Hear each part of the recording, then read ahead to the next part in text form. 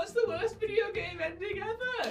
I'm not gonna lie, it's got to be something that made me embarrassed that I ever cared in the first place, which would be Death Stranding. Now, in this first game, What? Not again! not enough people talk about the unbelievable excavation of goodwill that the end of that game provides. Where just, I mean, I love that game, as do you, Josh Brown, and a lot of other people do as well. I adored my time going through it, and I love Hideo Kojima. But the end of that game is an absolute mess. There is nothing in the end of that game that isn't made clear in the first, let's say, 30 seconds of it, let alone going 60, 80 hours later. Right now, I couldn't even tell you what the overall point is, other than it's probably good to stick together rather than fracture apart. And that's pretty much it. Maybe if the apocalypse was a person and you hugged them, that would be okay. I have no idea. Josh, do you know what that was all about? Well, it's funny because you described this as the ending, but there are a further 2 hours of cutscenes following this ending, which is, you know...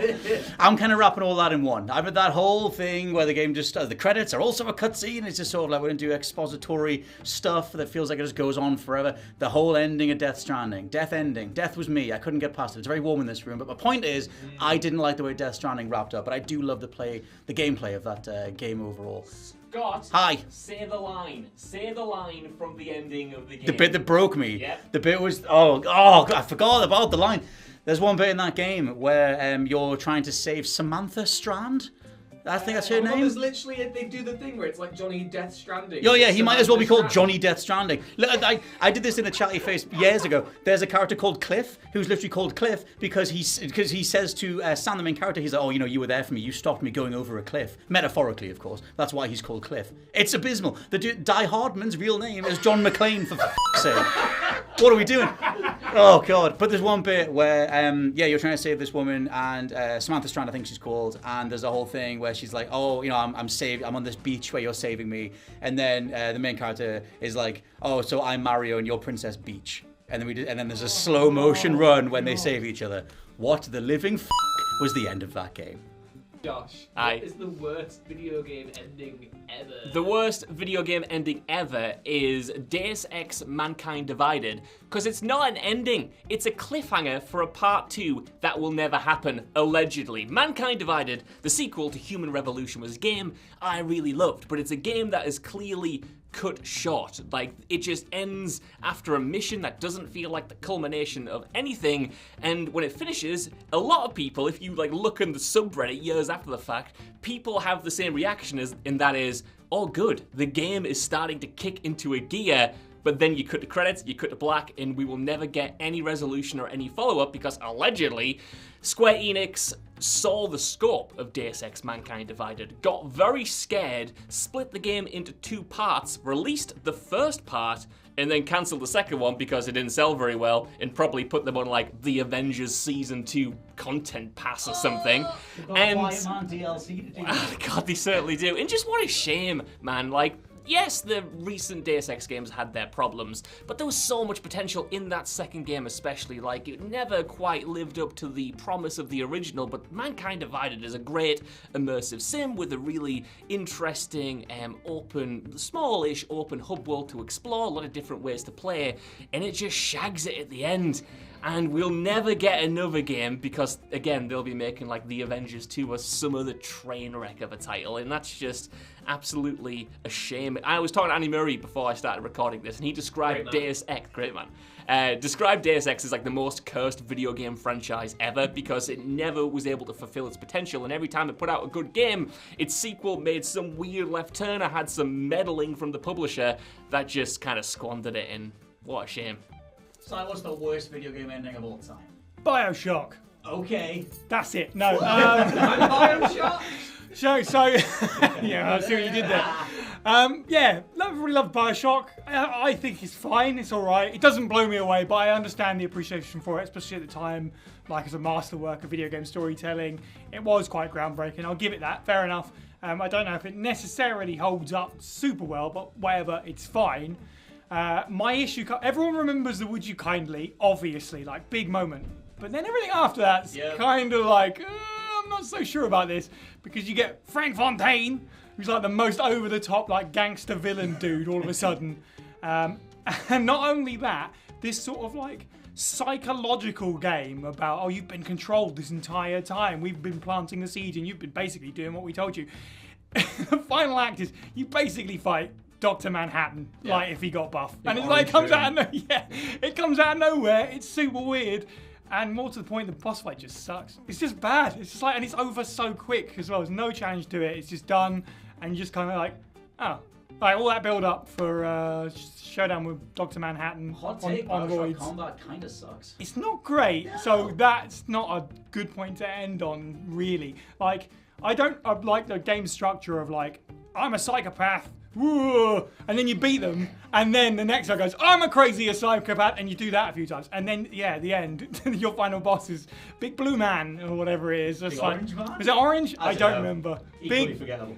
big, colourful man where you could just go, where did this come from? Joe, what is the worst video game ending? Well, it may not be the outright worst, because, you know, I'd have to go through everything to think of what the absolute worst is, but this works best for me, I think, because it's fresh in my mind, and it's an ending that completely soured me on a game that I had had a really good time with beforehand. I only just got round to playing Batman Arkham Knight. You know, I loved Asylum, I loved City. I haven't played Origins yet, actually. I'll get there. Play Origins, Joe. Yeah, I'll get there. I will. I promise. Anyway, realizing that I'd got Arkham Knight free on PS Plus a while ago, I wasn't sure what to play next. I thought, oh, you know what? I'll give Arkham Knight a go. You know, I've heard it's not great, but like I'll do it. And I was playing this game, and I was like, what are people on about? This game's great. And what I was enjoying was that this game seemed to be kind of examining, because it's a really good escalation from, you know, just the Asylum to then part of Gotham City to then kind of the whole of Gotham. But the idea that like Scarecrow is going to put this fear gas across the whole of America and possibly the world, the game feels really kind of apocalyptic and quite kind of unpleasant and suffocating. And you're getting this feeling that Batman's kind of getting a little bit unhinged as well, of course, having been infected with the Joker's blood. And It'll do that to he's turning into the Joker. And I thought, hey, this is cool, you know, this is a good look at what Batman's doing. And then it gets near the end of the game when you rescue Catwoman. And Batman says to her, he says, this city doesn't need a Batman. And I was thinking, oh yeah, here we go, this is good. And then he goes, it needs something worse.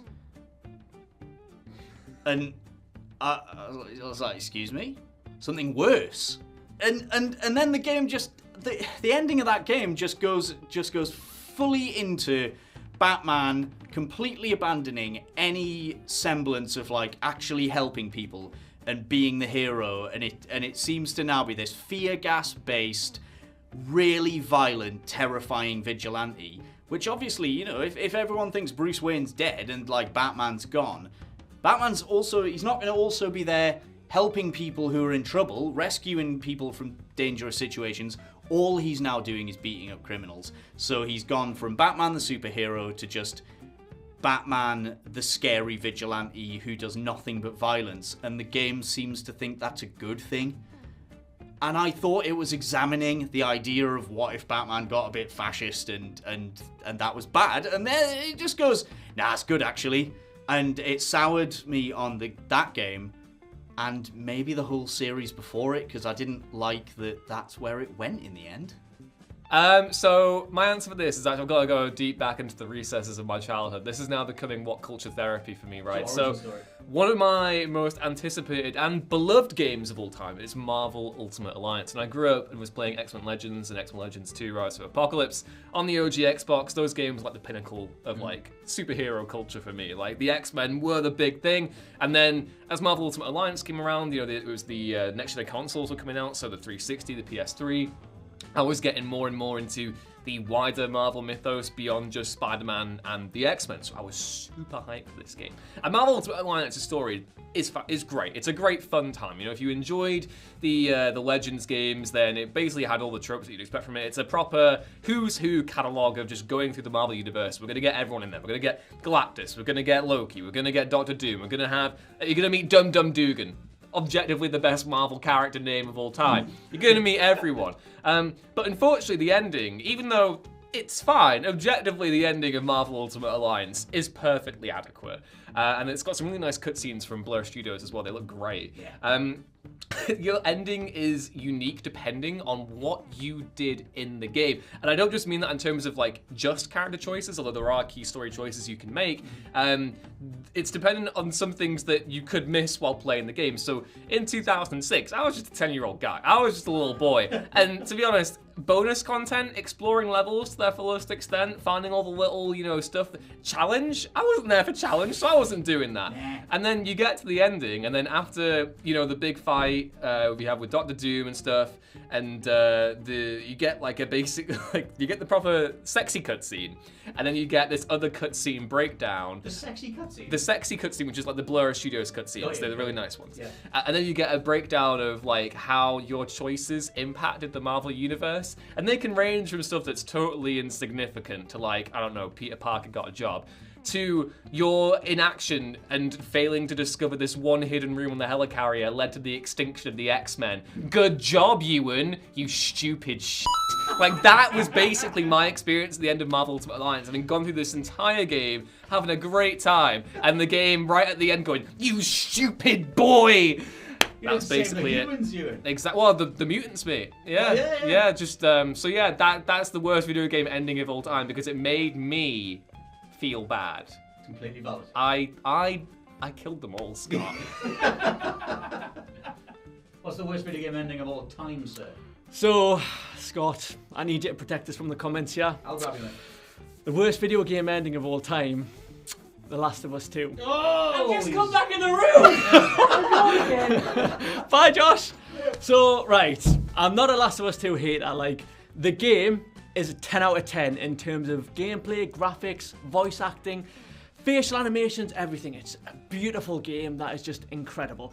But the ending just, it ain't it, Chief. It ain't it for me. So, get it off your chest, son. The whole game, you're basically playing as Ellie, you go through 8 hours as Ellie, and you confront Abby in this like theater, and then it like flashbacks back. Is that how you say that? It goes back. You play as Abby for like 8 hours, and then it culminates in the theater. Basically, you play as Abby, and you've got to kill Ellie. You do all that. There's a cutscene. Blah blah blah. Abby beats Ellie. And then it's like, right, great, the game should end there. It should be over, but it doesn't, Scott. It keeps going. And then you get this sort of like epilogue thing with Ellie in like this farmhouse. And she's with Dina and they have a baby, and it's like, it's kind of a happy ending, kind of. And it's like, okay, is this where it's gonna end? But no. Tommy comes in and he's like, oh, we've found Abby. You're gonna have to go after her again. So then Ellie does that. She leaves her wife and her son, and she goes off. Vengeance is bad. This is the whole thing. Like, and then it ends. Basically, Ellie finds Abby, and you have like this weird boss fight thing. Yeah.